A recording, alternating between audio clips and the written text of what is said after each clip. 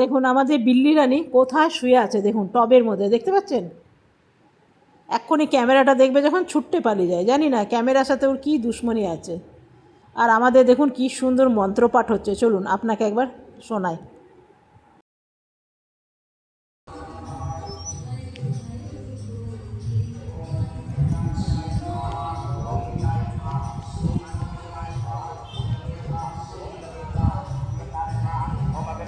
ওই যে এখানটা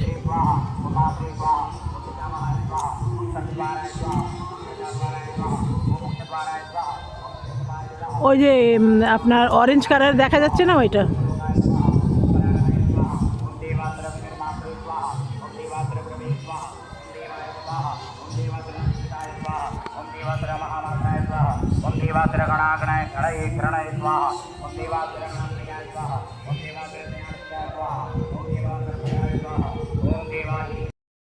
তো চলুন যাই কাঁঠাল গাছের কাছে। রোজই ভাবি যাবো যাবো করে, যাওয়ার হয় না। তো দেখবো এবারে কীরকম কাঁঠাল এসছে। আমের মুকুল তো ভালোই এসছে। আর এখানে দেখুন নয়নতারা ফুল, যেখানে সেখানে না একটু জায়গা হলেই কিন্তু এই ফুলগুলো ফুটে। আর প্রচুর ফুল দেয় জানেন, পুজো করার জন্য তো একদম খুবই ভালো। আর দেখি চলুন, তবে কাঁঠালগুলো এখন কিছু দেখতে পাওয়া যাচ্ছে না। ফেব্রুয়ারি তো, মার্চ এপ্রিলে মনে হয় ভালো করে দেখতে পাওয়া যাবে। এই যে দেখুন এখনও বেরোয়নি, এই যে দেখছেন একদম ছোট্ট ছোট্ট। তো চলুন, আমি নিজেই দেখতে পাচ্ছি না তো আপনাদের কি দেখাবো। তো চলুন, এখানে আমার বিল্লি রানী কোথায় শুয়ে আছে দেখুন। এই যে পেপারটা দিয়েছি না, রোদ আর ছাওয়ার মধ্যে কি সুন্দর ঘুমাচ্ছে দেখুন, একদম আরাম করে। আপনারা দেখতে পাচ্ছেন কি না জানি না, এই যে দেখুন আমার পায়ের আওয়াজে তার ঘুম ভাঙলো। তো চলুন রান্নাঘরে, আজকে হবে মাটন। একদম সিম্পল সিম্পল আর একদম খেতে ভীষণ ভালো হয়। তো এখানে আছে প্রায় আধা কিলো মাটন। এখানে নিয়ে নেব নুন, আর দিয়ে দেবো হলুদ। কড়াইতে বানাবো জানেন, যেখান থেকে মাংস আনি সেই লোকটা খুব ভালো মাংস দেয় জানেন। কুকারে দিলেই না একদম মাংস হাড় সব আলাদা হয়ে যায়। তো সেই জন্য ভেবেছি আজকে কড়াইয়ের মধ্যেই বানাবো। দিয়ে দিলাম নুন, হলুদ, কাশ্মীরি লঙ্কা, ঝাল লঙ্কা, আর দিয়ে দিলাম তেল, গরম মশলা, আর দিয়ে দিলাম তেজপাতা। এইটা এখন মাখবো না, পরে মাখবো। ততক্ষণ আমি একটু পেঁয়াজ কেটে নিই। পেঁয়াজ কাটতে সবথেকে বেশি বিরক্ত লাগে জানেন, এত বেশি চোখ জ্বালা করে কি বলবো। আর এখনকার দিনে না কাঁচা পেঁয়াজগুলোতে আরও বেশি চোখ জ্বালা করে। এগুলো আগে কেটে নিই, তবে দুটো পেঁয়াজ কাটবো। একটা পেঁয়াজ আমি পিষে দেবো, আর আরেকটা পেঁয়াজ আমি মাংসর মধ্যে দেবো। তো চাকুটা একটু ধার করে নিলাম রোজকার মতন। আর ধার করার সাথে সাথে কিন্তু খুব সুন্দর কাটায় কিন্তু। জানি না এটা কোন কোম্পানির চাকু কিনেছিলাম, মনেও নেই। একটু ধার করে দিলে কিন্তু সাঁই সাঁই করে চলে। তো আরেকটা আমি পেঁয়াজ কেটে নেবো, এটাও আমার কাটা হয়ে গেল। আর আরেকটা কাটলেই আমার হয়ে যাবে। দেখছেন পেঁয়াজগুলো কীরকম যেন, কাটতেও বড় অসুবিধা লাগে। তবে পেঁয়াজ কাটতে কোনো দিনই আমার ভালো লাগে না, এত বেশি চোখ জ্বলে না কি বলবো। তো এগুলো একটু রাফলি কেটে নিচ্ছি, কেন কি এগুলো পিষবো। মিডিয়াম দুটো পেঁয়াজ নিলাম, এগুলো এর মধ্যে ঢেলে নেব। আর দিয়ে দেবো একটু জিরে, আর দিয়ে দেবো কাশ্মীরি লঙ্কা, আর দিয়ে দেবো আদা। এই যে দিয়ে দেবো। আর তবে আমার আর দিয়ে দেবো একটু রসুন, সব একসাথে পিষে নেব। তবে রসুনগুলো ফ্রিজে আছে, আমি বেশি দেবো না, 3-4 কোয়া দেবো। ব্যাস, এটা দিয়ে দিলাম। এরপরে একটু আদা ছিলে নেবো, এই 1/2 ইঞ্চির মতন আদা নিয়েছি। এরপরে এটাও একটু টুকরো টুকরো কেটে দেবো, তাহলে কি হবে না, খুব সুন্দর পেশাবে, না তো না দানা দানা হয়ে থাকে। তবে আদাগুলোর মধ্যে রেশা আছে অনেক জানেন, সেই জন্যে একটু টুকরো করে দিলাম। আরেকটা আমি পেঁয়াজ কেটে নেবো, এটা দেবো মাংসতে। একটাই কাটবো, বেশি কাটবো না। আর ওইটা আরেকটা আছে যেটা, সেটা স্যালাড খাবো। এটা স্যালাড খাবো, এটা কাটবো না। আর কেটে নেবো আলু, তবে আলু এরকম গোটা গোটাই রাখবো। আর ছালগুলো এমনি করে একটু ছুলে দিলাম। আর মধ্যেখান থেকে আমি এমনি এমনি করে একটু কেটে নিচ্ছি, তাহলে ঝোল, নুন, লঙ্কা সব ঢুকবে। 4-5খানা আলু নিলাম, আর নিয়ে নেবো পেঁয়াজগুলো। এই রকম বানিয়ে কখনো দেখুন, দারুণ হয়, খুব ভালো হয় জানেন। এইরকমভাবে আমার মা করতো, আর আমিও এইরকমভাবেই করি। আর যতটা পিষেছিলাম মশলা সবটাই আমি নিয়ে নেব, সবটাই নিয়ে নিলাম। আর সাথে দিয়ে দেবো একটু জল, জল দিয়ে ভালো করে মশলাটা নিয়ে নেব। একদম নষ্ট করা যাবে না। এখানেও ঢাকনার মধ্যে অনেকটা লেগে আছে, আর যা জল দিলাম না এই জলেই মনে হয় সেদ্ধ হয়ে যাবে। ভালো করে মাখিয়ে নিলাম, ব্যাস। আর কিছু মশলা টশলা দেবো না, সব কিছু দেওয়া হয়ে গেছে। এরপরে কড়াইতে দেব তেল। তো প্রথমে একটা দুটো আলু ছেড়ে দিই, না তো না তেলটা গায়ের মধ্যে ছিটকে আসবে। এই রকমভাবে কখনো বানিয়ে দেখুন, দারুণ লাগবে। আপনারা তো কুকারে বানিয়ে দেখেইছেন, কড়াই কখনো বানিয়ে দেখুন, একদম মানে টেস্টের হেরফের থাকে। তো আমি চলে এলাম ঘরে, এখনও বিছনাগুলো গোছানো হয়নি, তো ভাবছি বিছনাগুলো একটু ঝেড়ে নিই।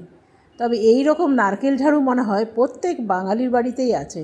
তবে এই নারকেল ঝাড়ুটা জানেন আমার গাছের নারকেলের পাতার থেকে আমি বানিয়েছি, বেশ ভালো। ঝেড়ে দিলে একদম পরিষ্কার হয়ে যায়। প্লাস্টিকের ঝাড়ুগুলো জানেন এতটা ভালো না। তো চলুন আবার রান্নাঘরে। তো রান্নাঘরে এসে দেখলাম মাংসটা জলটা শুকিয়ে এসছে, বেশ কষে এসছে জানেন। তবে আর একটু আমি জল দেবো, না তো ভাত খাওয়া যাবে না, কারণ ডাল টাল করিনি, এই ঝোল দিয়েই ভাত খেতে হবে। সেই জন্যে দিয়ে দিলাম একটু জল। তবে আমার একটু পাতলা পাতলা ভালো লাগে, তবে বনি ঋষির একটু বেশ ঘন ঘন ভালো লাগে। যেহেতু ওরা নেই সেহেতু পাতলা করেই বানালাম। Welcome back to my channel. আশা করি আপনারা সকলে খুব ভালো আছেন, আর আমিও খুব ভালো আছি। আর আমার এখন মাংস রান্না রেডি, মাংস রান্না হয়ে গেছে। আজকে কড়াইতেই বানিয়েছি। তো চলুন এরপরে হলো খাওয়ার পালা। কীরকম মাংসটা হয়েছে একবার আপনাদের দেখিয়ে দিই। মাংসটা অফ করে স্নান করে পুজো করে এলাম। বনি ঋষিরা একটু কষা কষা পছন্দ করে, আর আমার একটু পাতলা পাতলা ভাল লাগে। তো সেই জন্য আজকে বানিয়েছি একদম পাতলা ঝোল। ডাল বানাইনি, সেই জন্য পাতলাই করতে হলো। অফিস থেকে চলে এসছে, আসো। অফিস থেকে চলে এসছে। আজকে বিড়ালটার কি হয়েছে জানি না, সকাল থেকে রোদে শুয়ে আছে।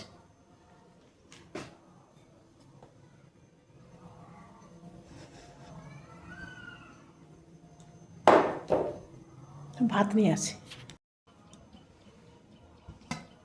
আজ আমাদের শুধু মাংস আর ভাত, আর কিছু নেই। খেতে পারবে? তো দেখুন একদম কড়াই টড়াই নিয়ে খেতে বসে গেছি। এদিকে ভাতের হাঁড়ি, আর এদিকে আছে দই, আর ওনার বাবু খাওয়া চলছে। কেমন হয়েছে মাংস? কেমন হয়েছে?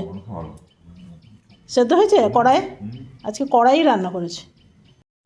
তো চলুন খেয়ে নিই আগে। আর ওইদিকে চলছে খেলা,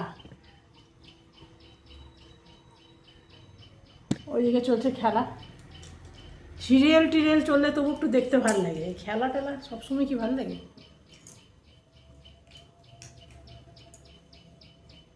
গরম পড়ে গেছে জানেন, পাখা চালালে মুশকিল,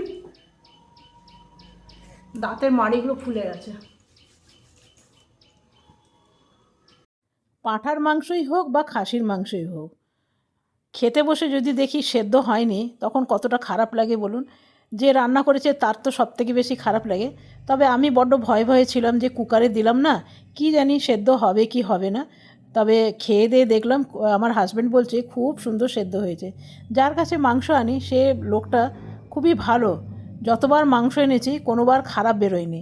তো বলে সব সময় কড়াইতে রান্না করতে, কড়াইয়ের মাংস নাকি টেস্ট বেশি ভালো। কুকারে তো বলে জবরদস্তি মানে সেদ্ধ করানো হয়। তো আজকে হলো আমাবস্যা, ফাল্গুনী আমাবস্যা, রাতে আছে মন্দিরে পুজো। তো আমি চলে এলাম মন্দিরে। এদিকে বানানো হচ্ছে ভোগ, আর মন্দিরে প্রায় পুজো শেষ। আমার একটু আসতে দেরি হয়েছে, কেন কি ঘরে সন্ধে টন্ধে দিলাম, জলখাবার বানালাম, তারপরে এলাম। এসে দেখছি অর্ধেক পুজো হয়ে গেছে, তবে এখনও যজ্ঞ বাকি আছে। তবে এই যে বাচ্চা মেয়েগুলোকে দেখছেন, এরা বড্ড ভালো জানেন, পুজোতে অনেক কাজে হেল্প। এই যে আমাবস্যার পুজো অনেক জোগাড় লাগে, তবে এই বাচ্চা মেয়েগুলো জানেন একদম উপোস আছে, আর নানা রকম কাজে সাহায্য করে। দেখতেই পাচ্ছেন কখন ধরে কাজে মানে পণ্ডিতজির সাহায্য করছে। তবে এই আমাদের আশেপাশেরই মেয়ে, পাড়ারই মেয়ে বলতে পারেন। তো চলুন যজ্ঞ শুরু হচ্ছে, এরপরে যজ্ঞতে মন দিই।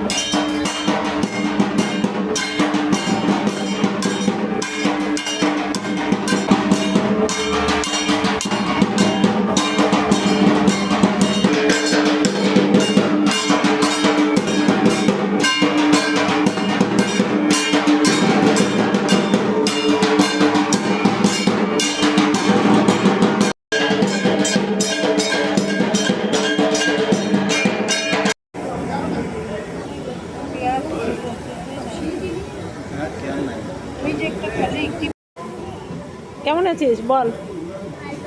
ভালো। তুই এই তোর নামটা কি? সৃষ্টি। তুই কিসের জন্য এসছিস? পুজোতে। পুজোতে এসছিস? বলো আমাবস্যার পুজো।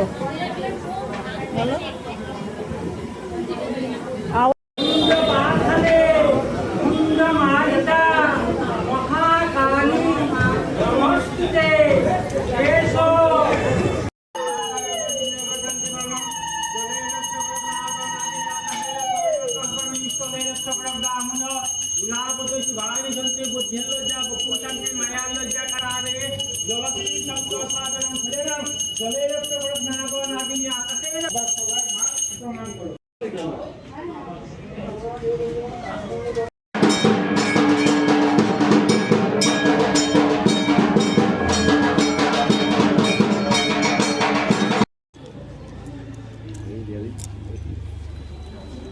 এই যে দেখুন, এইখানে আমি প্রসাদ নিয়ে এসেছি। এখানে আছে মায়ের ভোগের প্রসাদ। কি কি আছে আপনাকে দেখাচ্ছি। কি কি আছে আমি পরে দেখাবো। আর এইখানে আছে খিচুড়ি প্রসাদ।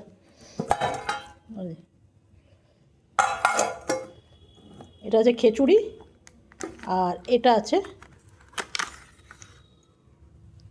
নানা রকম ভোগ টোগ আছে, পায়েস থেকে শুরু করে সব আছে।